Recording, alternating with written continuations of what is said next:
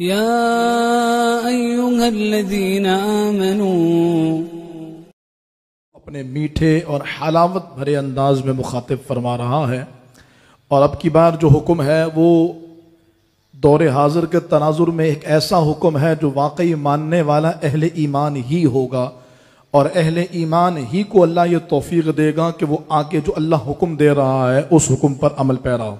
ویسے تو جتنی آیتیں ہم نے پہلے بھی آپ کے سامنے بیان کی ہیں، ان تمام تر آیتوں میں اللہ تعالیٰ نے خاص اہل ایمان کو ہی مخاطب فرمایا ہے، اور یہ طے ہے کہ اہل ایمان اس بات پر کہ میرا رب جو کہے گا وہ ماننا ہے۔ ہم نے عقلی دلائل اور دیگر باتوں کو ایک طرف رکھنا۔ یہ حقیقت ہے کہ عقلی دلائل بھی اسلام کے تمام تر معاملات پر ملتے ہیں، بلکہ دین کے تمام معاملات میں عقلی دلائل موجود ہیں۔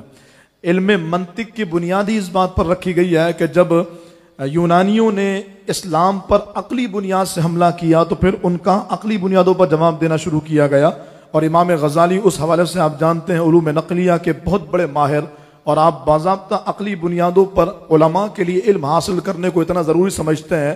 فرمایا من لم يعرف المنطق فلا ثقة له في العلوم اصلا، جو عقلی بنیادوں پہ اسلام کے اوپر ہونے والے حملوں کا جواب دینا نہیں جانتا، یا جو عقلی بنیادوں پر اسلام کو ڈیفینڈ کرنا نہیں جانتا، اس کو علوم پر تو مہارت ہی حاصل نہیں۔ تو عقلی بنیادوں پر یقیناً ہمارے پاس بڑا مواد ہے، لیکن جب اہل ایمان کو خطاب ہے تو اہل ایمان کو یہی بات کافی ہے کہ میرے رب نے کہا، اللہ کا حکم ہے، اس سے بڑھ کے تو آگے کچھ ہو ہی نہیں سکتا۔ اچھا، اب اس آیت کریمہ میں رب العالمین بڑی خوبصورت اللہ فرماتا ہے یا ایھا الذین آمنوا اتقوا اللہ، اے ایمان والو اللہ سے ڈرو۔ پہلے تقوی کا حکم ہے، پھر فرمایا وذروا ما بقی من الربا، اور چھوڑ دو وہ جو سود میں سے رہ گیا ہے، یعنی سود کی حرمت پر اللہ تعالیٰ نے کلام کیا۔ علماء فرماتے ہیں دو باتیں ہیں، پہلے ڈرنے کا حکم اور پھر سود سے بچنے کا حکم۔ فرمایا اس میں دو صورتیں یہ ہیں کہ پہلی تو یہ کہ جو اللہ سے ڈرے گا وہ گناہ سے بچے گا، جس کے دل میں اللہ کا ڈر ہوگا، جو متقی و پرہیزگار ہوگا وہ گناہ سے بچے گا۔ تو اس لیے جب اتنا بڑا حکم آنے والا تھا تو اللہ نے پہلے اپنی بارگاہ کا ڈر، اپنا خوف اور تقوی اختیار کرنے کا حکم دیا۔ اے ایمان والو پہلے متقی بنو، پھر اگلا حکم سنو۔ تو جس کے دل میں خوف خداوندی ہوگی یقیناً وہ بندہ آگے آنے والے حکم پر عمل کرے گا۔ اور دوسری بات یہ ہے کہ جو گناہ ہوتے ہیں ان سے تقوی متاثر ہوتا ہے، جو گناہ ہوتے ہیں اس سے دل کی روحانیت متاثر ہوتی ہے۔ ہماری ایک تعداد ایسی ہے جو یہ کہتی ہے کہ حضرت نمازوں میں مزہ نہیں آتا، نمازوں میں دل نہیں لگتا، نمازوں میں ذوق نہیں آتا۔ آپ جانتے ہیں اللہ تعالیٰ نے لازم و ملزوم یعنی ان دونوں کو ساتھ رکھا، اللہ سے ڈرو، سود سے بچو، اور ایسے بہت سارے امور ہیں جہاں پر یہ حکم دیا گیا ہے۔ علماء فرماتے ہیں اس کی بہت بڑی وجہ یہ ہے کہ گناہ بندے کے تقوی کو متاثر کرتے ہیں۔ ایک تو بندہ گناہ کر رہا ہے، پھر اگر وہ کچھ نیک کرنا بھی چاہے گا تو ان گناہوں کی وجہ کر نیک عمل میں ذوق نہیں آئے گا، نیک عمل میں لذت نہیں آئے گی۔ وہ بزرگ کا واقعہ کہ جو کسی سفر پر گئے اور سفر میں جاتے ہوئے انہوں نے کسی بندے کی اجازت کے بغیر ایک کھجور اٹھا کر کے کھا لی، چیک کرنے کی نیت سے، دیکھنے کی نیت سے۔ واپس آئے، نمازوں کا ذوق ختم ہو گیا، نمازوں کی لذت ختم ہو گئی۔ پوری رات قیام بڑے ذوق کے ساتھ کرتے تھے، اب وہ مزہ نہیں آ رہا۔ انسان خود محسوس کرتا ہے اب وہ بات نہیں رہی، یار مزہ نہیں آ رہا، اب وہ پتہ نہیں کیا بات ہے، آج نماز پڑھنے میں وہ سکون نہیں ملا۔ تو وہ بزرگ رحمۃ اللہ تعالی فرماتے ہیں بڑی بے چینی کی کیفیت تھی، کئی دن گزر گئے، یا اللہ نمازوں میں وہ ذوق کیوں نہیں آ رہا، تلاوت قرآن میں وہ لذت کیوں نہیں آ رہی۔ بالآخر اللہ کی بارگاہ میں استغاثہ کیا، اللہ کی بارگاہ میں عرضی لگائی، سرکار کی بارگاہ میں استغاثہ کیا، دعا مانگی، اور کہتے ہیں رات سویا تو خواب میں کسی نے مجھے کہا اے فلاں بن فلاں، تیری نمازوں اور عبادتوں کی لذت چھیننے کی وجہ یہ ہے کہ تو نے فلاں علاقے میں ایک شخص سے اس کی اجازت کے بغیر اس کا کھجور اٹھا کے کھا لیا تھا، اس کھجور کو اس کی اجازت کے بغیر کھانے کی وجہ کر تیری روحانیت چلی گئی ہے۔ آپ نے پھر میلوں کا سفر کیا، کھجور والے سے کھجور معاف کروایا۔ آج ہمارے یہاں تو معمول ہے چنے والے کے ٹھیلے سے چنے اٹھا کے کھا لینا، ہمارے یہاں معمول ہے راہ چلتے کسی کی کوئی چیز ہو، نہ پوچھنا ہے نہ کچھ کرنا ہے، اٹھا کے کھا لینا ہے، لے لینا ہے، استعمال کر لینا ہے، دائیں بائیں دیکھنا ہے کوئی دیکھ تو نہیں رہا اور استعمال کر لینا۔ بھائی وہ تو دیکھ رہا ہے، جس کا دیکھنا اور جس کا نہ دیکھنا، یا یوں کہہ لیجئے کہ جس کا دیکھنا ہی اہم ہے، اور جو دیکھے گا تو ہی سارے اعمال کا مدار ہے۔ اور ہم یوں کرتے ہیں، اس سے نقصان یہ ہوتا ہے کہ ہمارا باطن متاثر ہو جاتا ہے، ہماری روحانیت ختم ہو جاتی ہے۔ اچھا ایک بار کیا تو روحانیت تھوڑی متاثر ہوئی، توجہ دی تو ٹھیک ہے، نہیں دی تو دوبارہ متاثر، اور پھر یہ چیز بڑھتی چلی جاتی ہے، بالآخر بندے کا دل، سرکار نے فرمایا نا ہر چیز کو زنگ لگ جاتا ہے، دلوں کو بھی زنگ لگ جاتا ہے۔ زنگ کیسے لگتا ہے؟ کہ گناہ کر کر کے روحانیت متاثر ہوتی ہے اور دل کا تقوی چلا جاتا ہے، پھر حق بات بھی اثر نہیں کرتی۔ تو اللہ تعالیٰ نے سود سے بچنے کا حکم دیا، اور یہ ایک ایسا وبال ہے، یہ ایک ایسا ناسور ہے جو آج ہمارے معاشرے میں اس انداز سے سرایت کر چکا ہے جس انداز سے ہمارے معاشرے میں جھوٹ سرایت کر گئی۔ یعنی لوگ اس کو برا سمجھتے ہی نہیں ہیں، لوگ اس کو معیوب سمجھتے نہیں ہیں۔ ہو سکتا ہے آپ میں سے کئی ایسے ہوں جن کے سیونگ اکاؤنٹس ہوں، اگر ہمارے پاس جاب نہیں ہے، کاروبار نہیں ہے، کرنے کو کچھ نہیں ہے، فکس ڈپازٹ کروا دیا جی، پیور اسلامک بینک ہے، پیور اسلامک نظام ہے، آئیے اور آگر کے ڈپازٹ کرائیے، منتھلی بیسس پہ لیجئے۔ آپ ایمان والے ہیں، رب آپ کو مخاطب کر رہا ہے، اے ایمان والوں سود سے دور ہٹو، سود کو چھوڑو۔ احل اللہ البیع وحرم الربا، اللہ نے سود کو حلال کیا، اللہ نے خرید و فروخت کو حلال کیا اور سود کو حرام کیا ہے۔ سود کی حرمت پر قرآن کی آیت اتری ہے اور اللہ تعالیٰ نے اس کے بارے میں سختی سے منع فرمایا۔ اور جو اہم بات ہے وہ یہ ہے کہ دو گناہ ایسے ہیں، ویسے تو بہت سارے گناہ ہیں جو بندے کے ایمان، بندے کے عقائد، بندے کے نظریات، روحانیت سب کو تباہ کر دیتے ہیں، فرمایا دو گناہ ایسے ہیں کہ جن کے کرنے والے سے اللہ اعلان جنگ کرتا۔ رب اعلان جنگ کرے، کس کی اوقات ہے کہ رب کا سامنا کر سکے؟ کس کی مجال ہے جو رب سے بات کر سکے؟ کس کی مجال ہے کہ جو رب کے سامنے اپنے گناہوں کو معاذ اللہ منوا سکے؟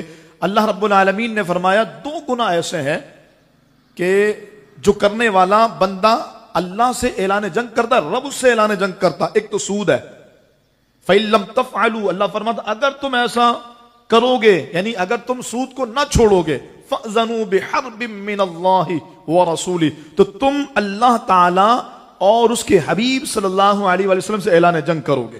اور دوسرا گناہ اس کے کرنے والے سے اللہ اعلان جنگ کرتا ہے، مَنْ عَادَ لِي وَلِيًّا فَقَدْ آذَنْتُهُ بِالْحَرْبِ، اللہ فرماتا جو میرے ولی سے دشمنی کرے اس سے میں اعلان جنگ کرتا ہوں۔ یہ دونوں چیزیں۔ اچھا یہاں پر یہ بات کہنا ضروری سمجھوں گا، ولی سے مراد پوٹری نہیں ہوتا، ولی سے مراد بالوں میں جٹ لگے ہوئے، ہاتھوں میں 4 انگوٹھیاں پہنے ہوئے اور ڈھونگیوں کی طرح ڈرامے بازیاں کرنے والے اور نعرے حیدری بھی ڈھنگ سے نہ لگانے والے وہ لوگ نہیں ہوتے۔ ولی وہ ہوتا جو پاکیزہ ہو، ولی وہ ہوتا ہے جو ستھرا ہو، جو نفیس ہو، جس کو دیکھ کے اس کے پاس بیٹھنے کا دل کرے، جس کو دیکھ کے اس سے ملنے کا جی کرے۔ ہماری قوم کا حال یہ ہے کہ ہم نے عامل کو ولی مان لیا، یعنی اگر میں کسی کے پاس گیا اور اس نے مجھے کوئی وظیفہ بتا دیا یا کوئی تعویذ دے دیا اور میرا کام ہو گیا، میں نے کہا یار بڑا پہنچا ہوا ہے بھائی، عملیات کی فیلڈ اچھی ہے، یقیناً یہ اس دور کی ضرورت بھی ہے، لیکن عامل ولی نہیں ہوتا۔ یہ تو ایسا ہی ہو گیا جیسے آپ کسی ڈاکٹر کے پاس جائیں، اس نے آپ کو میڈیسن دی، آپ ٹھیک ہو گئے، آپ اس کے پھر ہاتھ پیر چومیں گے ڈاکٹر کے؟ بولیے ذرا جواب دیجئے گا اگر بات سمجھ آ رہی۔ ڈاکٹر کے ہاتھ کون کون چومے گا جا کر کے اگر ڈاکٹر صاحب کی دوا سے آپ ٹھیک ہو گئے؟ سوال ہی نہیں پیدا ہوتا۔ آپ کہیں پھنسے ہوئے تھے، اللہ نہ کرے کوئی حادثہ ہو رہا تھا، پولیس آ گئی، اس نے آپ کی مدد کر دی، تو ایسے چوکے جا کے ہاتھ چومیں گے، پیر چومیں گے؟ بالکل بھی نہیں۔ کیوں؟ اس لیے آپ کو پتا ہے اس کی ذمہ داری ہے، ڈاکٹر کا کام ہے، یہ اس کا فن ہے، اور اس نے اپنے فن کا استعمال، جیسے ڈاکٹر نے اپنے فن کا استعمال کر کے آپ کو بیماری سے بچا لیا، حالانکہ بچایا رب نہیں ہے، ڈاکٹر ذریعہ بنا، ڈاکٹر نے اپنے فن کا استعمال کر کے بچا لیا، تو آپ اس کو کہتے ہیں اس کا فن ہے، اس کی فیلڈ ہے، اس کی کرامت نہیں ہے، یہ اس کا، یہ اللہ کے قریب ہونے کی دلیل نہیں ہے۔ ہندو ڈاکٹر سے بھی شفا مل جاتی ہے۔ اسی طریقے سے عامل کے وظیفے سے اگر آپ ٹھیک ہوتے ہیں، جنات بھاگ جاتے ہیں، مسائل حل ہو جاتے ہیں، جاب لگ جاتی ہے، گھر اپنا ہو جاتا ہے، کوئی بھی پریشانی دور ہو جاتی ہے، یہ اس کا فن ہے، اس نے سیکھا ہے بھائی۔ عملیات کے باضابطہ کورسز ہوتے ہیں، اس کا فن ہے، اس فن کے کرنے والے کو آپ اپریشیٹ تو کریں گے، اس کو ولی نہیں مانیں گے۔ ہاں یہ الگ بات ہے کہ اگر قرآن کا قاری اچھا قرآن پڑھتا ہے آپ اس کو ولی مان سکتے ہیں، کیونکہ سرکار فرماتے ہیں خیرکم من تعلم القرآن وعلمہ، یہ ایک الگ بات ہے۔ میں یہ کہہ رہا ہوں کہ ولیوں سے محبت ایمان کا حصہ ہے، لیکن ولی دیکھ کر کے ایسا نہ ہو ہر دوسرے بندے کو ہم نے ولی بنا لیا، اور جو حقیقی ولی ہے، علماء فرماتے ہیں حقیقی ولی کون؟ جس کی کبھی کوئی نماز نہ چھوٹے، جس کو آپ کبھی دیکھو کہ وہ کبھی بھی نہ دیکھو کہ وہ گالیاں دیتا ہے، جھوٹ بولتا ہے، بدنگاہی کرتا ہے، غیبت کرتا ہے، لوگوں کو تنگ کرتا ہے، پڑوسیوں کا حق دباتا ہے، کسی بھی طرح کے غیر شرعی معاملے میں جو انوالو نہیں ہوتا وہ اللہ کا ولی ہے، ولی تشریعی کی قسم اس کو شمار کیا گیا ہے۔ بہرحال بات دوسری طرف چلی جائے گی۔ میں یہ عرض کر رہا ہوں کہ اللہ رب العالمین نے دو طرح کے لوگوں سے اعلان جنگ فرمایا، ایک تو سود کھانے والے سے اور دوسرا اپنے ولی سے دشمنی رکھنے والے سے اعلان جنگ فرمایا۔ سود کے متعلق جو رسول اللہ صلی اللہ علیہ وسلم کی احادیث ہیں، اللہ اکبر کبیرہ، اتنی زیادہ، اور سودی بندے کے لیے ایسی تباہ کن ہے کہ اس کے بعد بھی اگر کوئی اس نظام کو اپناتا ہے تو میں کہتا ہوں کہ اس کے پاس پھر عقل نام کی کوئی چیز ہی موجود نہیں۔ رسول اللہ صلی اللہ علیہ وسلم نے صحابہ کرام کو خطبہ دیا اور سود اور اس کی برائیاں بیان کرتے ہوئے فرمایا، ایک ایسا درہم جسے آدمی بطور سود لیتا ہے اللہ کے ہاں 33 بار زنا کرنے سے بدتر ہے۔ اللہ اکبر کبیر۔ کوئی سلیم الطبع شخص زنا کو اچھا نہیں سمجھتا، حتیٰ کہ اگر ایک لڑکا ایک لڑکی ساتھ عجیب و غریب انداز سے جا رہے ہیں اس کو بھی لوگ معیوب سمجھتے ہیں، اور واقعی معیوب ہے، تو اس انداز کو معیوب سمجھنے والوں سود کو معیوب کیوں نہیں سمجھتے؟ ہم اپنا خیال ایسا رکھتے ہیں کہ اگر ہمارے کپڑے جو ٹیلر سی کر کے دیتا ہے اس میں اگر دھاگے نکلے ہوتے ہیں تو ہم اس کو کٹنگ کر کے نکال دیتے ہیں۔ ہم اپنی نفیس الطبع ہونے کی مثال ایسے، لوگ کیا کہیں گے یار یہ دھاگے نکلے ہوئے، اس کو ذرا سا خیال نہیں ہے، ایک ایک چیز ہم سیٹ کر کے رکھتے ہیں۔ تو ہم یہ کیوں نہیں دیکھتے کتنا بدترین گناہ ہے سود لینا، کہ 33 بار زنا کرنے سے زیادہ برا ہے، اور سب سے بڑا سود مسلمان کے مال میں سے کچھ لینا ہے۔ اور دوسری حدیث پاک، اللہ اکبر، دیکھنے اور سننے والوں کے لیے سرکار علیہ السلام فرماتے ہیں سود میں 70 گناہ ہے، اور سب سے ادنا گناہ یہ ہے جیسے آدمی اپنی ماں سے زنا کرے۔ انا للہ و انا الیہ راجعون۔ آج ہر دوسرا بندہ کسی نہ کسی ذریعے سے اس سودی معاملے میں انوالو ہو رہا، اور کہا جائے تو یار آگے ذرائع نہیں ہے بھائی، کیا کریں، مر جائیں بھائی۔ ہم جو آپ کو قرآن کی آیت سنا رہے ہیں وَذَرُوا مَا بَقِيَ مِنَ الرِّبَا، یہ ان لوگوں کے لیے ہے جنہوں نے اس دور میں جب سودی نظام جائز تھا تب سود کا معاملہ کیا ہوا تھا، اور رب کا حکم آیا، انہوں نے اس فرمان کو سنتے ہی سارے سود کے معاملہ ختم کر دیے، یک بارگی ختم کر دیے۔ تو ہمارا معاملہ تو اس سے بہت بہتر ہے۔ کوشش کیجئے کسی بھی انداز سے آپ سود کے معاملات میں مخل نہیں ہوئی، سود کے معاملات میں نہیں پڑی۔ اور ایک حدیث پاک کا مفہوم سنا رہا ہوں، صرف سود یہ نہیں کہ سود لیا سود دیا، سود لینے والا، دینے والا، درمیان میں رابطہ کروانے والا، لکھنے والا، پہنچانے والا، معاونت کرنے والا، سارے ہی انوالو ہیں۔ اور فرمایا ایسے بندے پر اللہ تعالی لعنت فرماتا۔ پھر ہم کہیں گھروں میں برکت ہو، پھر ہم کہیں کہ رحمت آئے، پھر ہم کہیں کہ برکتیں آئے، کیسے ممکن ہے؟ ایک اور حدیث پاک رسول اللہ صلی اللہ علیہ وآلہ وسلم کی سنیے، میرے محبوب علیہ السلام فرماتے ہیں، عبداللہ بن مسعود راوی ہیں، سرکار فرماتے ہیں سود سے بظاہر مال زیادہ ہوتا ہے مگر نتیجہ یہ ہے کہ مال گھٹتا رہتا۔ اچھا یہ حدیث پاک آپ سنائیے نا تو لوگ یار ایسا کہاں ہوا ہے، کتنے عرصے سے سودی نظام چل رہا، کبھی ایسا نہیں ہوا، میرا مال تو بڑھ ہی رہا، میرا کاروبار تو ترقی کر رہا ہے، پہلے میری ایک فیکٹری تھی اب 2 4 6 8 ہو گئی، میں تو ترقی کر رہا ہوں۔ یہ ایسا ہی ہے جیسے کہ رسول اللہ صلی اللہ علیہ وسلم نے فرمایا کہ جب بندہ جھوٹ کہتا ہے، جھوٹ بولتا ہے، تو رحمت کا فرشتہ جو بندے کے پاس ہوتا ہے وہ منہ سے نکلنے والی اس جھوٹے بندے کے منہ سے نکلنے والی بدبو کی وجہ کر اس سے 1 میل دور ہو جاتا ہے۔ اچھا پھر دور ہوتا چلا جاتا ہے، رحمت کا فرشتہ بدبو سے دور ہوتا ہے۔ لیکن آپ نے کبھی اس کا تجربہ کیا ہے کہ کوئی بندہ جھوٹ بول رہا ہو یا آپ جھوٹ بول رہے ہو، کبھی منہ سے بدبو آئی ہے؟ بولیے گا ذرا، اگر آپ خاموش رہیں گے تو مجھے لگے گا کہ شاید آپ کو آ رہی ہے۔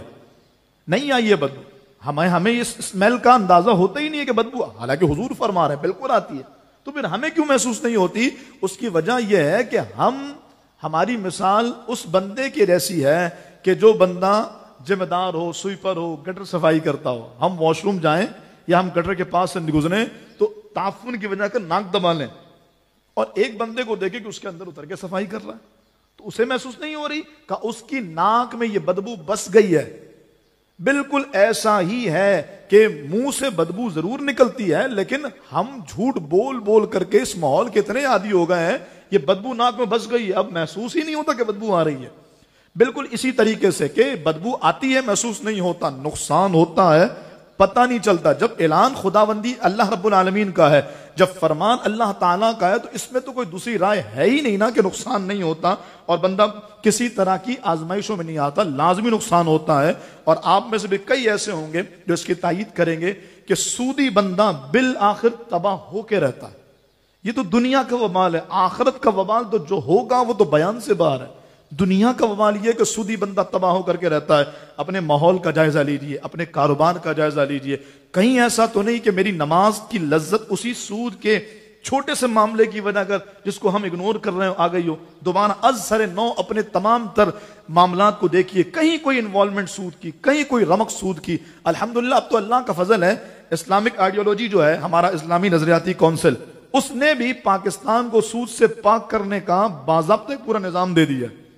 اگرچہ امپلیمنٹ کرنا یہ گورنمنٹ کا کام ہے, لیکن اس نے پورا نظام دے دیا ہے کہ بھائی اس کے بغیر نجات نہیں ہے. ہم تو کشکول لیے پوری دنیا میں بھکاری بنے رہیں گے. اگر ہم نے رب سے اعلان جنگ اور رب سے بغاوت و دشمنی نہ چھوڑی, ہمارا اختتام تباہی و بربادی ہے, اس کے سوا کچھ نہیں ہے. تو انہوں نے بھی یہ پیغام دے دیا. بس اختتامی جملوں کے طور پر یہ روایت اور یہ حدیث پاک سناؤں گا کہ پھر بھی بندہ نہ سمجھے تو کب سمجھے گا. سرکار علیہ السلام فرماتے ہیں, بخاری شریف کی حدیث پاک, جس قوم میں سود پھیلتا ہے اس قوم میں پاگل پن پھیلتا ہے.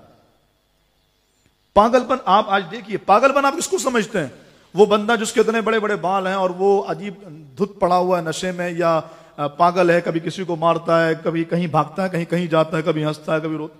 پاگل پن صرف یہ نہیں ہے, پاگل پن یہ بھی ہے کہ آپ کی یادداشت جا رہی ہے. یار آج کل حافظہ بڑا کمزور ہو گیا, سمجھ نہیں آتی, بادام بھی کھا رہا ہوں, دوائیاں بھی لے رہا ہوں, یہ یادداشت کیوں کمزور ہو رہی ہے؟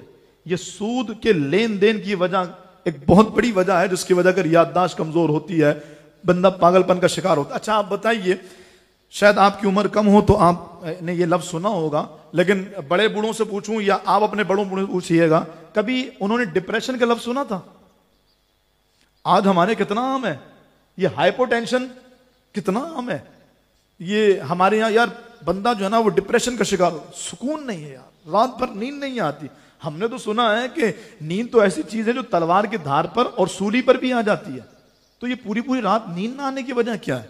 کہیں ایسا تو نہیں کچھ نہ کچھ ہمارے مال میں, ہمارے کاروبار میں کہیں رب کی بغاوت, کہیں رب کی نافرمانی, کہیں سودی لین دین, کہیں کچھ ایسا ہو رہا ہے جس کی وجہ کر اللہ نے وہ عذاب مسلط کر دی, ہم محسوس نہیں کر رہے ہیں. اچھا آج محسوس نہیں کر رہے, قیامت کا عذاب تو ایسا ہوگا کہ بندہ رب کی بارگاہ میں کہے ایک موقع دے دے مالک, وعدہ کرتا ہوں کچھ بھی نہیں کروں گا. اس لیے ضرورت ہے کہ ہم آگے بڑھیں اور اس طرح کے معاملات سے اپنے آپ کو بالکل دور کر لیں, تاکہ اللہ ہماری دنیا بھی سنوارے, ہماری آخرت اور عاقبت بھی سنوارے. اور ہو سکتا ہے کہ آپ میری بات پر یقین نہ کریں, تو آپ جس طرف یقین کرتے ہیں, آپ نور مسجد قریب ہے وہاں چلے جائیں, آپ امجدیہ نعیمیہ کے فتوے پہ یقین کرتے ہیں, ان سے پوچھ لیجئے کہ سود کے متعلق رب تعالیٰ کا حکم کیا ہے. ہو سکتا ہے آپ کسی اور مسلک سے بلانگ کرتے ہوں, آپ ان سے پوچھ لیجئے جا کر کے. سود کے متعلق اختلاف ہی کوئی نہیں, سود ہے, سود حرام ہے, کوئی دوسری راہ نہیں. کان ایسے پکڑیے یا ایسے پکڑیے, بات وہی ہے. اگر سود لیں گے تباہی مقدر ہے, ان دی اینڈ بندے نے تباہ و برباد ہو کے رہ جانا. اسی لیے ضرورت ہے علماء سے رابطے میں رہیں, کوئی کاروبار شروع کریں, کچھ نیا کرنے جا رہے ہیں. آج کل یہ کرنسیز وغیرہ اور ڈیجیٹل کرنسیز بہت زیادہ عام ہو رہی ہیں, نت نئی چیزیں نوجوان پوچھتے ہیں. علماء سے مشورہ کیجئے, اپنے علماء کے قریب رہیے, دین سیکھیے, آپ دیکھیں گے انشاءاللہ اس کا فائدہ ہوگا, ہمیں برکتیں ملیں گی. الحمدللہ اسی سلسلے کی ایک کڑی ہے, ہم دین سکھانے کے سلسلے کو مزید آگے لے کے چل رہے ہیں. ہماری بخاری مسجد اللہ پاک کرے جلد تعمیر ہو جائے انشاءاللہ, تو اب دیکھیں گے علم کا ایسا نظام قائم ہوگا کہ ہر ایک ایشو پر اور ہر ایک زاویے سے انشاءاللہ رہنمائی فراہم کی جائے گی. اور ابھی بھی بحمداللہ تعالی تجوید قرآن کورس مکمل ہوا ہے اور رمضان شریف کے بعد دوبارہ ہو رہا ہے. آپ بہترین انداز سے اگر قرآن پڑھنا چاہتے ہیں, کائنات کے بہترین انسانوں میں اگر آپ شامل ہونا چاہتے ہیں, آئیے ہم آپ کو دعوت دیتے ہیں, اپنا نام شامل کروائیے. تجوید قرآن کورس جو انشاءاللہ رمضان شریف کے بعد ہو رہا ہے, سننے دیکھنے والوں سے, میں اہل علم سے, علماء سے, حفاظ سے کہوں گا آپ آئیے. ہمارے بہترین ایک حافظ اور قاری صاحب ہیں بحمداللہ, انہوں نے تجوید قرآن کورس کی جب پہلی کلاس اٹینڈ کی تو وہ کہنے لگے کہ حضرت میں اپنے آپ کو ہیرو سمجھتا تھا, لیکن پہلی کلاس کے بعد ہی میں زیرو ہو گیا, مجھے اندازہ ہو گیا مجھے تو آتا ہی کچھ نہیں. یہ وہ ہیں جو حافظ قرآن ہیں, جو قاری ہیں, تو عام بندوں کی تلاوت کا کیا حال ہوگا. آئیے اس موقع سے فائدہ اٹھائیے. اللہ کریم اپنے کرم سے ہمیں ان تمام تر سودی نظام سے, ہمیں ہمارے ملک کو پاک فرمائے, ہمارے حال پر رحم فرمائے, ہماری تمام جائز حاجات کو اللہ اپنا کرم سے مستجاب فرمائے. آمین بجاہ النبی الامین وما علیہ الا